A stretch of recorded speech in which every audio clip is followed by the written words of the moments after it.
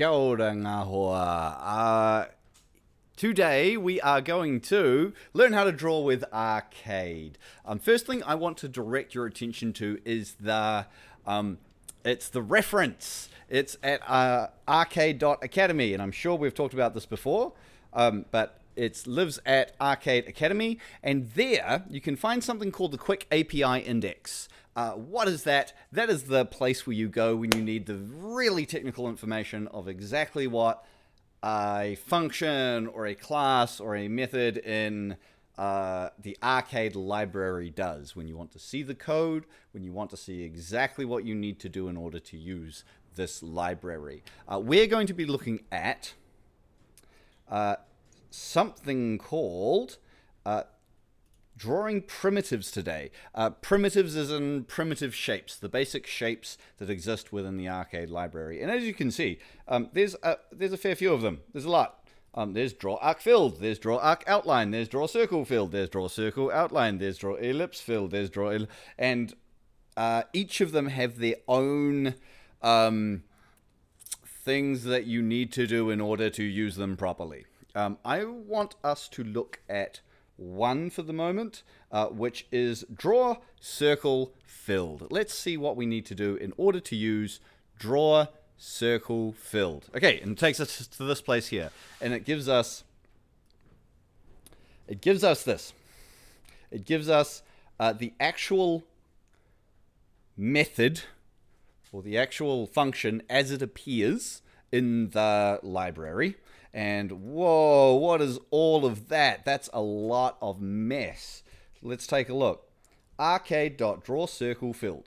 And then here are the parameters that go into the arguments that go into this function. Center X, which is a float. Center Y, which is a float. Radius, which is a float. So that's 1, 2, 3 so far. Come on, mouse, take me over the other side. Oh, you're not going to. I'll have to zoom in over here. The color, and don't forget, for all of you Kiwis and non-Americans out there, that this is American spelling, no U. That has taken me at least half a day of debugging to find that error before. Color with no U, and color is the union of a tuple, a list, and another tuple, which is integer. Oh my goodness. Okay, you don't need to worry about that. I'm going to show you a nice solution for using color in a separate video. Today, we're just going to be using the colors that come preset in Arcade, and everything will be fine. Don't worry about that. And this thing here called num segments. Forget about that. Get it out of your mind. It has a default value. Num segments, which is an integer, and its default value is -1. You can forget about it. Arcade will take care of this for you. How wonderful. Great. So what do we need to care about? We need to care about the center X, the center Y, the radius, and the color. 1, 2, 3, 4. And then we can draw a circle. Great. And so what does it say down here? This here talks about what this function actually does, draws in a filled circle, and here it talks about its parameters, the things that we just talked about. Center X, X position, that is at the center of the circle. That's fairly obvious, right? But for other functions, it might not be quite so obvious. Center Y, Y position that is in the center of the circle, the radius, which is the width of the circle, and the color.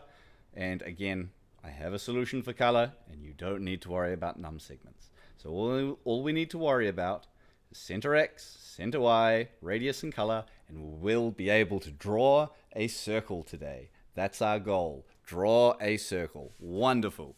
Let's get onto VS Code. Let's make a new file, and let's draw a circle. Okay, so I'm back in my VS Code Learn Arcade folder, and I'm going to make a new file. Right-click over here, new file, call it drawing shapes. .py. Okay, nothing in there. Let's do what we always do. Let's go import Arcade. And look, oh, it's auto-suggesting me things already. It knows what I'm going to write before I write it. It's like predictive text on your phone, except it's predictive code. It's so good. Import arcade, and we're going to go arcade.open window. And that needs, what does it need? Width, height, title. It's going to be 600 wide, it's going to be 600 high, and it's going to have a title of Drawing Shapes. Great. Oh, titles. Titles have capital letters. Come on. Make it nice. Oh, lowercase and uppercase today. No, there we go. Drawing Shapes. Okay. And now we go arcade.run. And don't forget, that is a function, needs a double brackets. Click the run, and we've done this before. Hopefully we should just end up with a nice blank window. And it's taking a little bit of time importing arcade, render it, starting in Python up, just for the first time. And there we go. Nice blank window. Okay, let's draw something on it. First things first, I want to change the background, because I don't like that white, and I would really like something else. So what I'm going to say is under my, once I've got my window open, I'm going to say arcade.set, set underscore background color. And look at that, it's the first thing that my IntelliSense is suggesting. And so we're going to go there. And what does background color need? It just needs a color. How do we deal with color in Python Arcade? There's an easy way, and there's a not so easy, but normally slightly more standard way. And the easy way is to say arcade dot color. Don't forget American spelling. Dot. And look at this. Oh, isn't IntelliSense great? All of these suggestions. What are all of these colors? I don't even know. I might actually have a Google, because I suspect there is a way, and maybe you're cleverer than I, and you've already done this, to actually have a tiny little box turn up next to these colors, which actually gives a sample of those colors. I've seen that somewhere else. Maybe it can happen here. If somebody can get that happening and tell me how in the comments, I'd be forever grateful.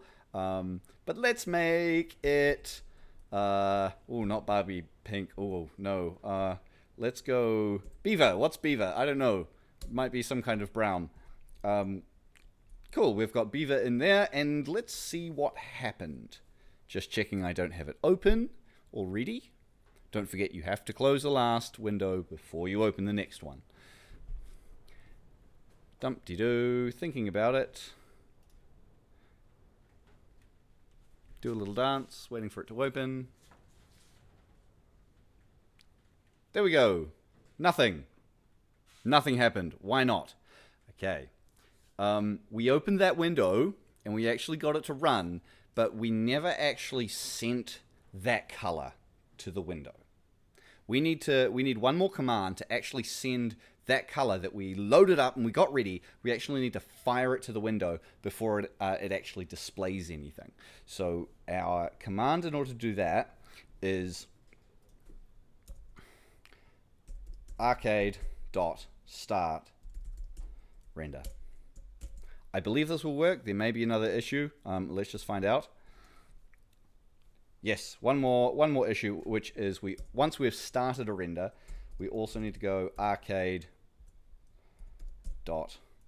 render. There are some cases where you don't need stop render, but for the moment we do.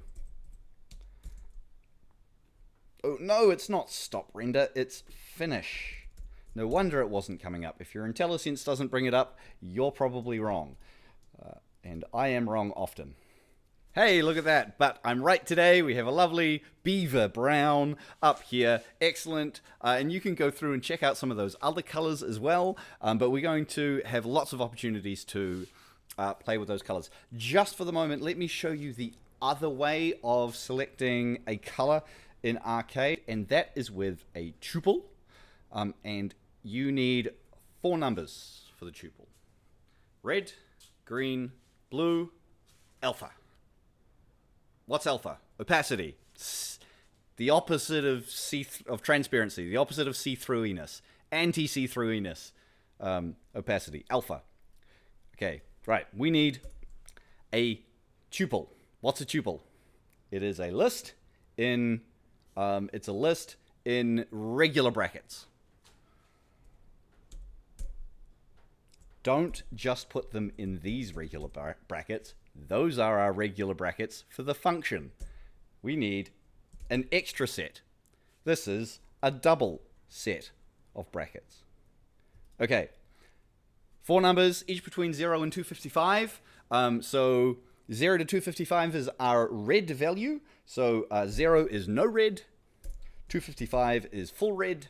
Let's make it a lovely pink. Why not? Let's see if we can make that Barbie pink. 255. So I want full red and I want slightly less green and blue. Red, green, and blue. So I've said 255, 200, 200, and a little bit of alpha. Ooh, I'm just reading that. I don't need alpha today. I can just go red, green, blue, and it's on full alpha automatically. Wonderful. Just 3 numbers. I change my mind. 0 to 255 for red, 0 to 255 for green, 0 to 255 for blue, all in regular brackets as a tuple. We should have a new color. And it's a peachy salmon-y thing. Cool. Not quite the hot pink that I wanted. Let's just change it around a little bit.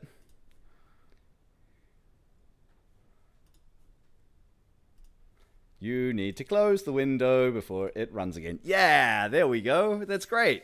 How can you figure out what color you want when you are using this RGB mode, red, green, blue mode? Well, you can go into Google and you can say Rgb Color Picker. And it's Google, so you can use the regular, the normal, the correct version of color. Okay, and you'll see here, you can slide this along, you can slide this along, and you have an RGB value here. So there's our RGB value. If you wanted, this particular color, oh, I don't like that color. Let's make a lovely baby sky blue. Oh yeah, look at that. That's a steel gray blue, isn't it? Then you could change those numbers to 75, 167, 209. And in fact, I'm just going to copy and paste that, and let's end up with that color there.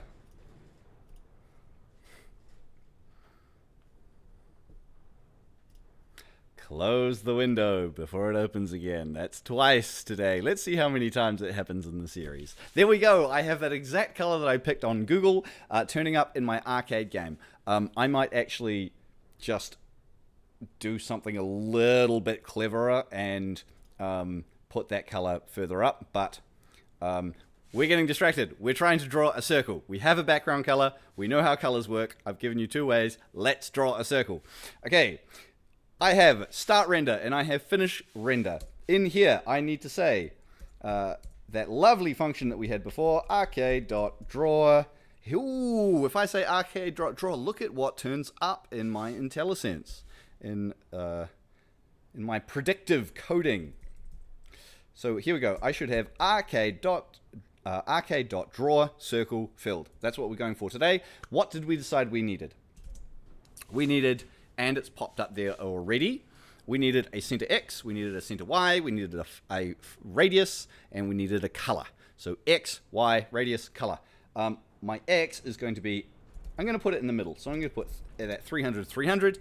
I'm going to make it 25 big, and I'm going to say it is, let's make it that hot pink, and let's do the tuple method. So that's 255, 150, 150. Cool. Go! Ta-da! I need a triumphant sound here. Do-do-do-do-do-do. Maybe I will create some sound effects and take a leaf out of Coding Train's book where I can declare the video done when we have the thing we wanted. Okay. You can now make shapes and put them onto the screen.